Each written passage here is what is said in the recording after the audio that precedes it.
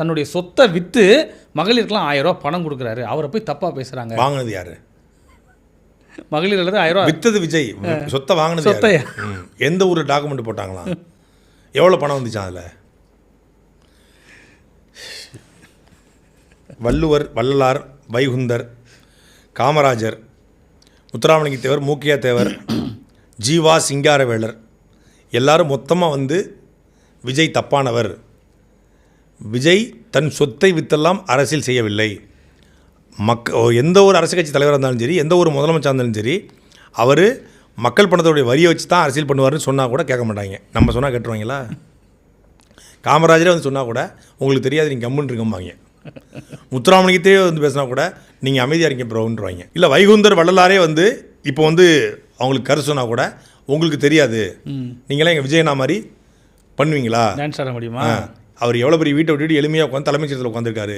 வெறும் 5.5 கோடிக்கு தான் ஆஃபீஸை வந்து இன்டர்வியூ பண்ணுறாரு. அதை கூட பண்ணக்கூடாதா? 5.5 கோடி ரூபா அரசு பணத்தை எடுத்து தான் உட்கார்ற சீட்டுக்கு, ஏன் எங்கள் சீட்டு வந்து 5.5 கோடி ரூபா சீட்டில் மட்டும் தான் உட்காருமா?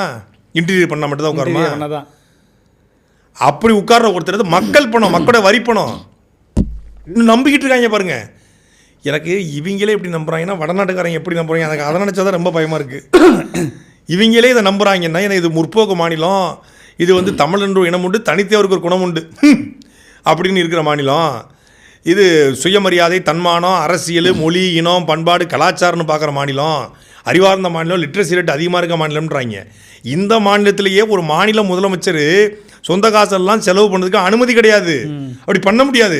ஓகே, இவன் நினச்சிட்டு இருக்காங்க இந்த தமிழ்நாடு அரசினுடைய அக்கௌண்ட்டுங்கிறது ஒரு வங்கி கணக்கு போல இருக்குது. அங்கே இல்லைன்னா இங்கேருந்து எடுத்து செல்ஃப் ட்ரான்ஸ்ஃபர் பண்ணிக்கலாம். அக்கௌண்ட் கூகுள் பேல கொண்டு போய் முதலமைச்சர் போட்டிருப்பாரு. இல்லை வீட்டிலேருந்து பெட்டி தூக்கிட்டு வந்து தமிழ்நாடு தலைமைச்சத்தை வச்சு அருண்ராஜ் உங்களுக்கு இப்போ எதனா ஹாஸ்பிட்டல் கட்ட போகிறீங்க, இந்தாங்க காசு. முத்துப்படத்தில் ஒரு ரஜினின்னு நினச்சிட்டாங்க. அப்புறம் வாங்க டிகே பிரபு மைண்ட்ஸுக்கு இருந்தாங்க ஒரு 1000 கோடி. அப்புறம் உங்களுக்கு என்னங்க, நாங்கள் வந்து இப்போ பள்ளிக்கல்வித்துறை இந்த செக்கு கஜினி படத்தில் சூரிய செக் வச்சு போகிறல சட்டப்பைக்குள்ள, அது மாதிரி செக் எடுத்து எழுதி நீங்கள் வச்சுக்கோங்க அப்படின்னு சொல்லி தன் காசை பூரா எடுத்து கொடுத்துட்டு இருக்காரு அப்படின்னு இந்த மூதவியை நம்பிக்கிட்டு இருக்கு. அப்படின்னா வடநாட்டுக்காரங்க எப்படி நம்புவாங்கன்னு எனக்கு தெரியலையே. அங்கே தான் மாதம் 5 கோடி ஒதுக்குறாங்களா? 5 கோடி ஒதுக்குறாங்களா? 6.5 கோடி அந்த ரீல்ஸ் போட்டிருக்கு. எனக்கு அதான் ரொம்ப பதட்டமாகவும் பயமாகவும் இருக்குது. ஒரு ஆளாக நீங்கள் வீடியோ எடுத்து போட்டிருக்காங்க. இது மாதிரி தமிழ்நாடு முழுக்க பல தற்கொலைகள் இருக்காங்க. இவங்களே எப்படின்னா அவங்க எப்படின்னு தெரியலையே. அவங்களுக்கு ஒன்றுமே தெரியாது.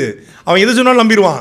எங்கேயும் நேபாளத்தை தப்பிச்சு போகும்போது அங்கே வெள்ளமா, சரி ஸ்பெயின் பக்கம் போனோம்னா உருகி ஊற்றுதுன்றாங்க, சூவை காலை வைக்க முடியாது, கால் ஒட்டிக்குன்றாங்க. அமெரிக்கா பக்கம் போனோம்னா வந்து பெரிய விசா ப்ராசஸ், பெரிய ப்ராசஸ்ன்றாங்க. ஸ்ரீலங்காவுக்கு நம்மளை விட மாட்டாங்க. இப்போ எங்கே போகுதுன்னு தெரியல, மாட்டிக்கிட்டோம். கைலாசாதான் போகணும் போல இருக்கு.